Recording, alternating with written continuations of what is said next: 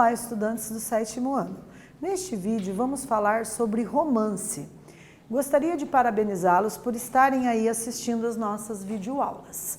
Nesse vídeo vamos abordar de forma breve algumas características do romance, como o narrador e os personagens.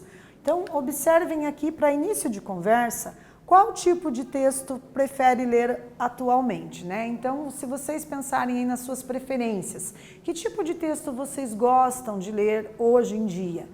E quando vocês eram ainda mais jovens, mais crianças ainda, vocês gostavam de ler o mesmo tipo de texto que vocês gostam de ler hoje? Conseguem se lembrar, fazer uma recapitulação da memória de vocês? Então, o tempo vai passando, as pessoas vão vivenciando outras experiências de vida e as suas preferências, os seus hábitos de leitura provavelmente vão mudando, né? Então, vamos trabalhar um pouquinho aqui sobre as características do romance. Então, o romance é uma narrativa longa escrita em prosa, né? Não é um texto em poesia, não são versos. A prosa é aquele texto que o escritor começa a escrever lá no início da linha, faz um parágrafo e vai até o final da margem, né? Ou até o final de uma folha A4 digitando, no caso do texto estar sendo digitado e não redigido. Então, é um texto em prosa, ou seja, ele é constituído em parágrafos. E geralmente o romance contém enredo. O enredo se refere à sucessão de acontecimentos, de ações dentro de uma história, né? Isso nós chamamos de enredo na narrativa do romance. Geralmente, esses acontecimentos ocorrem em um determinado lugar, em um cenário, que geralmente é descrito também pelo escritor, para que o leitor conheça, né, o que havia nesse ambiente, em que lugar que os fatos acontecem, como que se dá a constituição desse cenário.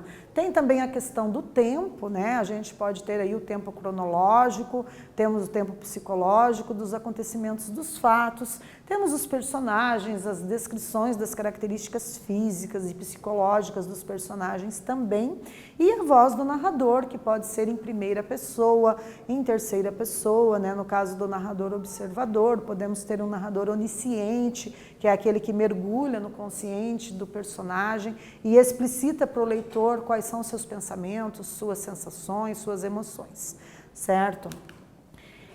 E entre as características do romance estão ali, então, o narrador, né, que a gente já comentou brevemente, ele pode participar dos acontecimentos, no caso de ser um narrador personagem, ele pode ser apenas um observador, que conta ali em terceira pessoa, ou um narrador onisciente, que é aquele que faz com que o leitor conheça os pensamentos, as impressões sensoriais dos personagens, certo?